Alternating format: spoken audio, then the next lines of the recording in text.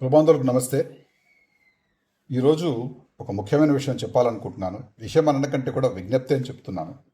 పైన హెడ్డింగ్ చూస్తుంటారు కదా, ఈ ఓబన్న గారి విషయం చెప్తున్నాను. ఒక బాధాకరమైన విషయం.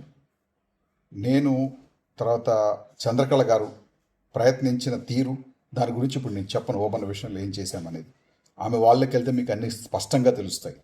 ఇప్పుడు నేను మాట్లాడబోయే విషయం ఏంటంటే, ఒక తప్పు జరిగిపోయింది. అది ఎలా జరిగింది ఏంటనేది అది వేరే. ఆ టాపిక్ మాట్లాడడానికి ఇంకో సమయం కావాలి, ఇంకా సమయం కావాలి దానికి. ఇప్పుడు మాట్లాడదలుచుకోలేదు. కానీ ఇప్పుడు మన చేతిలో ఉన్నదేంటి, మనం చేయగలిగింది ఏంటి, అదొకటి మాత్రమే మీకు చెప్పదలుచుకున్నాను. ఏంటంటే, ఓబన్న గారి ఆకృతి మీరు చూసుంటారు. నేను కింద పోస్ట్ చేస్తున్నాను. అసలు ఇప్పుడు వాడుకలో ఉన్న ఆకృతి ఏంటి, అసలు ఓబన్న గారు ఉండాల్సిన ఆకృతి ఏంటి, దీని గురించే మాట్లాడదాం స్పష్టంగా. ఇప్పుడు ఎవరు తయారు చేశారు, ఎందుకు తయారు చేశారు అనేది కాదు ఇక్కడ మాట్లాడేది.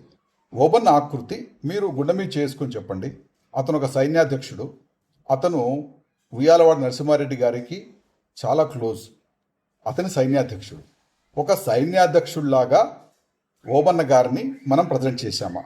మనము అంటే ఎవరు ప్రజెంట్ చేశారో వాళ్ళని దృష్టిలో పెట్టుకొని మాట్లాడండి. మనము చేశామా అంటే ఆన్సర్ ఏంటంటే చేయలేదనేది రావాలి. ఫస్ట్ మీరు ఆన్సర్కి వస్తేనే ఈ వీడియో చూడండి. లేదు, ఇప్పుడు ఓపెన్లో ఉన్న ఆకృతి, బట్టలు పైన ఏ ఆచ్ఛాదన లేకుండా అలా ఉన్నాడు, ఒక చిన్న గోచి కట్టుకొని ఉన్నాడు, అది ఓకే మీకు అనుకుంటే ఈ వీడియో చూడాల్సిన అవసరం లేదు, మీరు కట్ చేసేసేయచ్చు ఇక్కడికి. కానీ మీకు అలా అనిపిస్తే కొంచెం ఈ వీడియోని పూర్తిగా చూడండి. కాసేపట్లో చెప్పేస్తాను నేను విషయం ఏంటనేది. ఇప్పుడు ఒక సైన్యాధ్యక్షుడికి ఇచ్చే గౌరవం మనకి ఇవ్వాలి. ఆ రోజు ఏం జరిగింది 2019లో మేము ప్రయత్నం చేశాం. ఏం ప్రయత్నం చేశాము? ఓబన్న గారికి మంచిగా బట్టలు వేసి, అంటే కవచం లాంటిది వేసి చేయాలి అన్న కాన్సెప్ట్ని మేము కులంలోకి తీసుకురావాలని చూసాం. కానీ దురదృష్టవశాత్తు నేను ఇక్కడ పర్సన్ గురించి మాట్లాడట్లేదు. ఆ పర్సన్కి నేను ఒకటే ప్రశ్న, మీరు వేసే ప్రశ్నలు కూడా నేను వేయను, ఒకటే ప్రశ్న వేస్తాను. ఆ ప్రశ్న కాసేపట్లో వేస్తాను. ఒక ప్రయత్నం జరిగినప్పటికి కూడా వెస్టెడ్ ఇంట్రెస్ట్ అంటే ఏంటి, ఎందుకో ఆ టైంలో కులంలో మరి ఏం జరిగిందో మనం పక్కన పెట్టేస్తే తప్పు అయితే జరిగిపోయింది. ఎలా జరిగిందంటే, ఆ తప్పు ఆ ఓబన్న ఆకృతిని తయారు చేసిన వాళ్ళు ఆ ఆకృతిలో పైన శరీరం పైన కవచం లేకుండా చేయటం అనేది తప్పు. సరే, జరిగిపోయింది. ఇప్పుడు చాలా చోట్ల విగ్రహాలు కూడా అదే ఆకృతితో వచ్చాయి. ఇప్పుడు ఏం చేయాలి? ఇప్పుడు మీరు చూడండి, తెలంగాణలో కూడా పాపన్న గౌడ్ అతని విగ్రహాలు ఉంటాయి, ఎక్కువ ఉంటాయి. అక్కడ కూడా పెడుతున్నారు, ఆంధ్రలో కూడా అక్కడక్కడ, బట్ తెలంగాణలో ఎక్కువ ఉంటాయి. మొదట్లో వాళ్ళు కూడా కొన్ని చోట్ల పైన ఆచ్ఛాదన లేకుండా చేశారు. ఆ తర్వాత ఇవాళ వీరుడిలాగా గుర్రం పైన కూడా అతన్ని గుర్రం పైన సవారు చేస్తున్నట్టు కూడా వాళ్ళ ఆకృతులు తయారు చేశారు, వాడుకలో ఉన్నాయి. అంటే ఒక మిస్టేక్ నుంచి బయటపడే మార్గం చూస్తున్నారు. అంటే నేను ఇప్పుడు రిక్వెస్ట్ చేసేది స్ట్రైట్గా ఏంటంటే, సరే జరిగింది జరిగిపోయింది, ఎలా జరిగింది అనేది క్లుప్తంగా చెప్తాను 2 ముక్కల్లో. 2019లో సైరా సినిమా వచ్చింది. ఆ సినిమా వచ్చిన తర్వాత అంతకంటే ముందు 2015లోనే కొలిమిగండ్ల అనే ప్రాంతంలో మన సోదరులు, వాళ్ళకి హ్యాట్స్ ఆఫ్. ఎందుకంటే వాళ్ళకి హ్యాట్స్ ఆఫ్ అని ఎందుకు అంటున్నానంటే, సినిమా వచ్చాక మనలాంటి వాళ్ళు చాలామంది వచ్చి ఓబన్న అంటున్నాం. సినిమా రాకముందే ఓబన్న గురించి తెలుసు మాకు అప్పుడు కూడా, కానీ వీళ్ళు ఇంత చేశారన్న విషయం తెలియదు. గ్రూపుల్లో డిస్కషన్ జరిగేది ఓబన్న గురించి కూడా. నేను 2016 నుంచి కుల గ్రూపుల్లో ఉన్నాను. వాళ్ళు కాపు సోదరుల సహాయంతో వాళ్ళు ఓబన్న జయంతి చేశారు. అది ఎంతో 200 జయంతి అని జనవరి 11 నాడు 2015లో కొలిమిగండ్ల గ్రామంలో చేశారు. వాళ్ళు తయారు చేసిన బొమ్మ కూడా మీరు చూస్తే ఎవరో పిల్లలు గీసిన బొమ్మే అనిపించవచ్చు, కానీ చక్కగా అతని దుస్తులు వేసి, ఒక వెనక ఉన్న బల్లెలు ఈటల లాంటివి లేవు తప్పిస్తే మిగతా అంతా ఇవాళ మనము ఏ విగ్రహం చూస్తున్నా అలాంటి బొమ్మే ఉంది అక్కడ కూడా, కానీ బట్టలు వేసి ఉంది. వాళ్ళకి హ్యాట్స్ ఆఫ్ చెప్పాలి. నిజంగా వారసులు ఎవరు ఉన్నారంటే వాళ్ళే. ఎందుకంటే ఈస్ట్ ఇండియా కంపెనీ వాళ్ళు ఏం చేశారంటే, ఒక నాయకుడిని, అంటే ఒక జమీందారుని చూపించారు, కానీ తర్వాత మిగతా వాళ్ళ గురించి ఏం రాయలేదు, ఏమి చెప్పలేదు. చెప్పాలంటే మనము అక్కడ పాటలు పాడేవాళ్ళు, సాంఘికంగా లోకల్గా గ్రామీణ ప్రాంతాల్లో, రాయలసీమలో మీకు తెలుసు బుర్రకథలు ఇవన్నీ మీరు చూసే ఉంటారు. అట్లా పాటలు పాడేవాళ్ళే ఈ లెగసీని కాపాడారు. అంటే ఓబన్న గురించి బయటికి వచ్చేటట్టు చేసింది వాళ్ళే. ఎందుకంటే సాక్షాత్ తంగిరాల సుబ్బారావు గారితో కూడా మాట్లాడి, ఎవరైతే ఈనాడు సూర్యచంద్రులు పుస్తకం రాసిన వ్యక్తి ఉన్నా, చనిపోయారు ఈ మధ్య అతను ఉండగా నేను బెంగళూరులో ఉన్నాను కాబట్టి వెళ్ళి నేను కలవడం జరిగింది. ఆ ఇంటర్వ్యూస్ కూడా నా దగ్గర ఉన్నాయి, మీరు చూసే ఉంటారు. కాబట్టి మనం చూడాల్సిన విషయం ఏంటంటే ఇక్కడ పక్కాగా అతను సైన్యాధ్యక్షుడు. అతనికి ఇలా జరగడానికి కారణం ఏంటంటే ఎవరో కొంతమంది తప్పు జరిగిపోయింది, ఇక్కడ కులంలోనే తప్పు జరిగింది. ఇది వాళ్ళు వచ్చేసి ఏం చేశారు, ఒక మనిషి చెప్పింది నమ్మేసి, ఎందుకంటే ఆ డేట్ కూడా మీరు చూడండి, ఈరోజు ఎక్కడా సాక్ష్యాలు లేవు, వారసులు లేరు, ఎందుకంటే బ్రిటిష్ వాళ్ళందరినీ ఏరేరి చంపేశారనేది బయటికి తెలిసిన సత్యం మనకి. కాబట్టి ఒక డేట్ను వాళ్ళు పెట్టారు, 200 జయంతి అని, జనవరి 11 అని వాళ్ళు డిసైడ్ చేస్తే, చంద్రకళ గారి గురించి మీకు తెలిసే ఉంటుంది. ఆమె పరిశోధించి ఆ టైంలో ఎవరైతే ఇప్పుడు వారసుడు ఎవరైతే ఉన్నారో అతను తనకు నచ్చినట్టు చేసే క్రమంలో, ఎందుకంటే అతను ఎప్పుడు 2015లో యాక్టివ్ కాలేదు, అంతకుముందు యాక్టివ్ కాలేదు, సినిమా వచ్చిన తర్వాత యాక్టివ్ అయ్యారు. చంద్రకళ గారి ఫేస్బుక్ వాళ్ళు చూస్తే మీకు తెలుస్తుంది అతను అప్పటిదాకా ఎక్కడున్నారు, ఏం చేస్తున్నారు కూడా మీకు తెలుస్తుంది. నథింగ్ అగెన్స్ట్ హిమ్, అతను నా మిత్రుడే, కులస్తుడే. కానీ జరిగింది ఏంటంటే ఆ డేటు తను పబ్లిక్గా బయట పెట్టడం వల్ల తను కూడా యాక్సెప్ట్ చేయాల్సి వచ్చింది. యాక్సెప్ట్ చేసిన దాన్ని జనవరి 11 అని చెప్పేసి, కానీ అతను ఇయర్ మార్చేసుకున్నాడు అతను కన్వీనియంట్గా.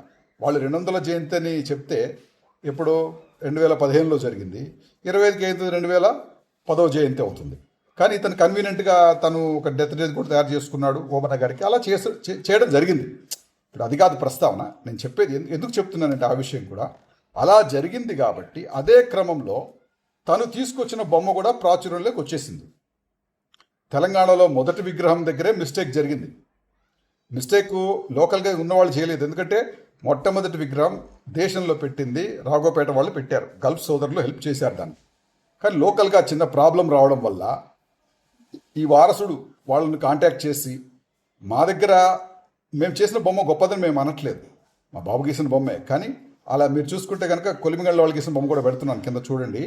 వాళ్ళు గీసిన బొమ్మకి ఈ బొమ్మకు కూడా దగ్గర పోలికలు ఉన్నాయి. చిన్నపిల్లలు గీసిన బొమ్మలు ప్రొఫెషనల్ బొమ్మలు నేను అనట్లేదు, ఇవాళ ఏ వచ్చిందో ఎవరైనా ఏ బొమ్మ అయినా గీసుకోవచ్చు.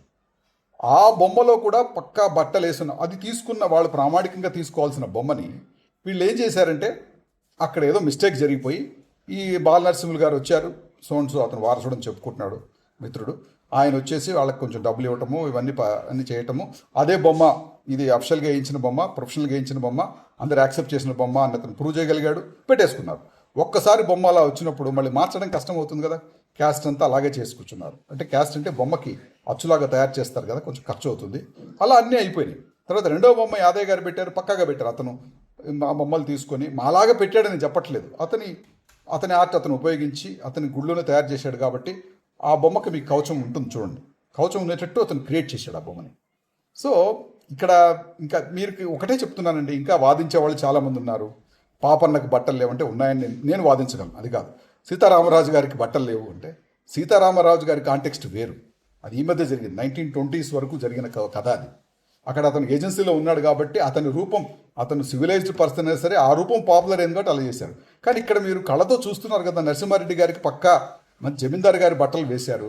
వేసినప్పుడు ఆయన సైన్యాధ్యక్షుడికి కనీసం అలా ఉండకపోతే కులం పరువు తీసినట్టు అని మీకు అనిపించట్లేదా? జరిగింది జరిగిపోయింది.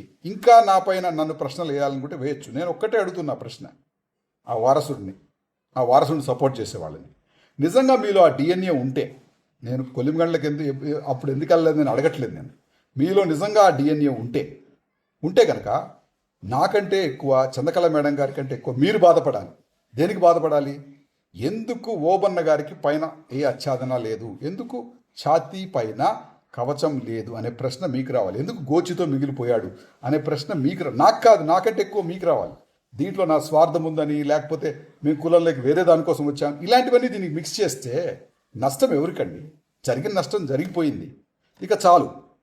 ఇప్పటి నుంచి వచ్చే, నాకు ఆల్రెడీ పెద్దలతో మాట్లాడుతున్నాను, అనంతపురం పెద్దలతో మాట్లాడాను, వాళ్ళు హామీ ఇచ్చారు నాకు, సార్ మేము మారుస్తున్నాం, సాధ్యమైనంత వరకు ఆయనకు పైన కవరింగ్తోనే పెడతాము. ఐలమల్ గారితో మాట్లాడాను, వీళ్ళంతా మాట మీద నిలబడతారు లేదు నాకు తెలియదు, ఎందుకంటే విగ్రహాలు వచ్చాక తెలుస్తుంది. వాళ్ళైతే సాయశక్తులా చేస్తామని చెప్తున్నారు. సరే, వాళ్ళ పెద్దలు, వాళ్ళ కష్టాలు వాళ్ళకు ఉండొచ్చు. నేననేది ప్రతి ఊళ్ళో ఓపెన్ విగ్రహం పెడదాం అనుకుంటున్నారు కాబట్టి దయచేసి ఇప్పటి నుంచైనా నేను చెప్తున్న బాధను అర్థం చేసుకుని ఓబన్నకి కవచం వచ్చేటట్టు చూడండి. మీరు చేసే ప్రతి విగ్రహంలో, మీరు చేసే ప్రతి ప్రోగ్రాంలో. ఇది ఒక విజ్ఞప్తి మాత్రమే, నేను ఎవరిని మార్చే శక్తి నా దగ్గర లేదు. కానీ జాతికి ఎంత అవమానం జరుగుతుంది. వేరే కులస్తులు ఫోన్ చేసి అడుగుతుంటే, ఏంటి సార్ ఇలా అయిపోయింది, మీరు బట్టలు లేకుండా నిలబెట్టారు ఊళ్ళో అన్నప్పుడు నా దగ్గర అయితే సమాధానం లేదు. ఓకే, మీ సమాధానం మీరు చెప్పగలిగితే మీరు చెప్పండి ఎవరికైనా సరే. దీన్ని మార్చండి. ఇక్కడ ఎగోలకు పోవాల్సిన అవసరం లేదు. ఇది నా కోసం కాదు, మీకోసం కాదు, జాతి కోసం. దయచేసి అర్థం చేసుకోండి. అర్థం చేసుకుంటారని ఆశిస్తూ ఈ విజ్ఞప్తి ఇంతతో ముగిస్తున్నాడు మీ ఓర్సు శ్రీనివాస్. Thank you.